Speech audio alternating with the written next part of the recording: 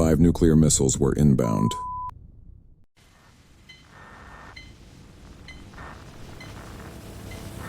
It was 12:14 a.m., September 26, 1983.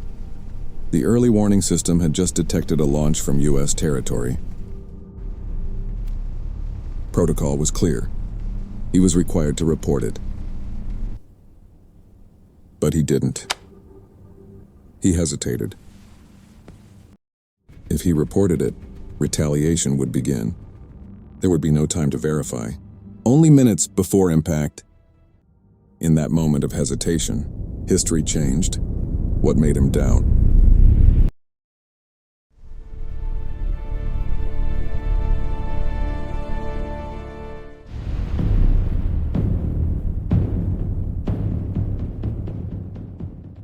Three weeks earlier, the Soviet Union had shot down Korean Airlines Flight 007.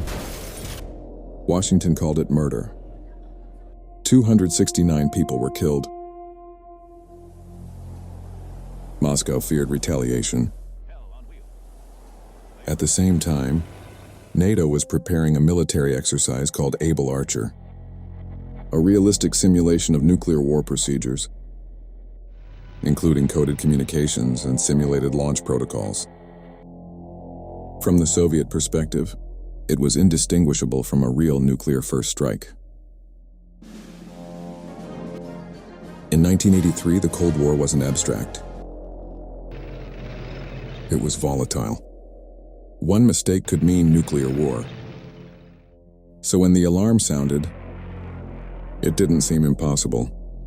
It seemed plausible. Lieutenant Colonel Stanislav Petrov was not a political leader. He was not a strategist. He was a technical officer. His job was procedural.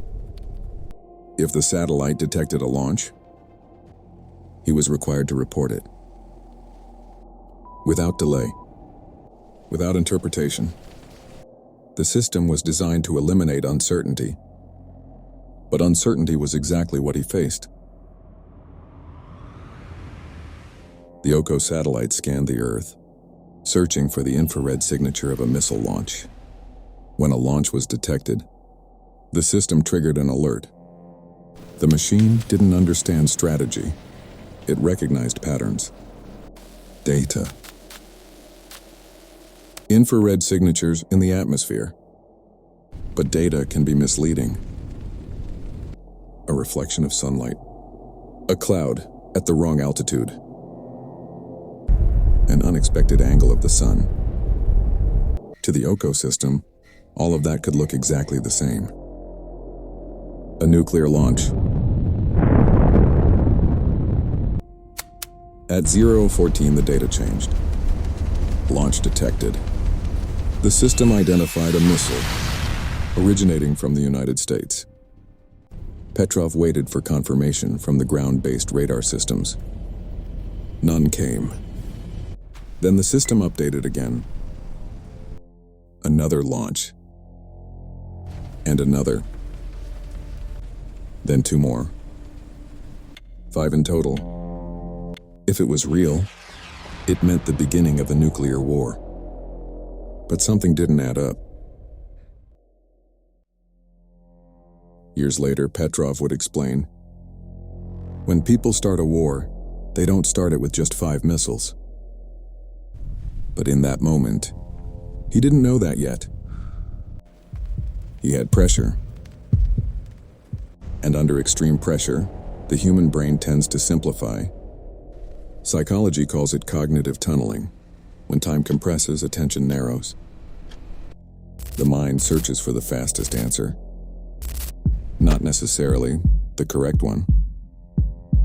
The system showed 5 active trajectories, 5 consistent signals, 5 confirmations from the same algorithm. Under normal circumstances, that would have been enough. But these were not normal circumstances. The ground radars remained silent. And silence is ambiguous. In situations of high uncertainty, humans face risk asymmetry. Ignoring a real threat can feel more dangerous than reacting to a false one. In other words, it feels safer to assume the danger is real. That instinct has protected us for thousands of years. But in 1983, that same instinct could destroy the planet. Petrov had minutes, maybe less. If he reported the attack, Soviet doctrine allowed for immediate retaliation, an automatic response. If he delayed the warning, and the missiles were real, there would be no second chance. Later, he would say, "I had a strange feeling in my gut. I didn't want to make a mistake." It wasn't superstition, it was contextual judgment. The human brain doesn't just process data, it evaluates patterns, coherence, strategic plausibility. Petrov did something the system could not do.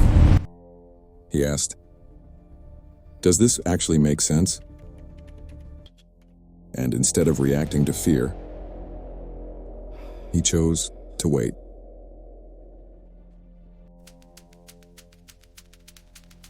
Was he right? The missiles never arrived. The explanation came later. Sunlight reflected off high-altitude clouds, creating an infrared signal that mimicked a missile launch. The satellite simply did what it was programmed to do. It saw a launch where none existed. The system wasn't broken, it was simply limited. It could detect signals, but it couldn't understand context. But Petrov did. The incident remained classified for years. He received no immediate recognition. He was even reprimanded for minor documentation errors. When the story finally emerged, the world called him the man who saved the world. He rejected the title. He simply said, "Nothing happened." But something did happen. A system designed for certainty encountered ambiguity. And a human operator chose doubt over automation. On September 26, 1983, the Cold War did not escalate. Not because the system worked perfectly, but because one man hesitated. Today, automated systems make decisions in milliseconds. In finance, in defense, in artificial intelligence. They process more data than any human could handle. They detect patterns we cannot see. They respond faster than we can think. But speed is not the same as understanding, and accuracy is not the same as judgment. The question remains, when the system says act, who decides if it is wrong? Because systems do not doubt. They do not hesitate. They do not question their own conclusions. They execute. That night, hesitation prevented a catastrophe, a pause, a moment of uncertainty, a human decision to wait. Today, hesitation is often seen as failure, as inefficiency, as a weakness to eliminate. But what if hesitation is the last safeguard we have? What if the most dangerous moment is not when the system fails, but when it works exactly as designed? And no one stops to ask why. Because the machine does not ask, it only acts, just as it was programmed to do.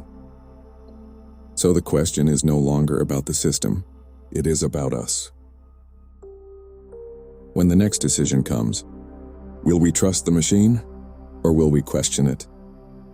And if we hesitate, will we still be allowed to? Because one night in 1983, the world survived. Because someone hesitated.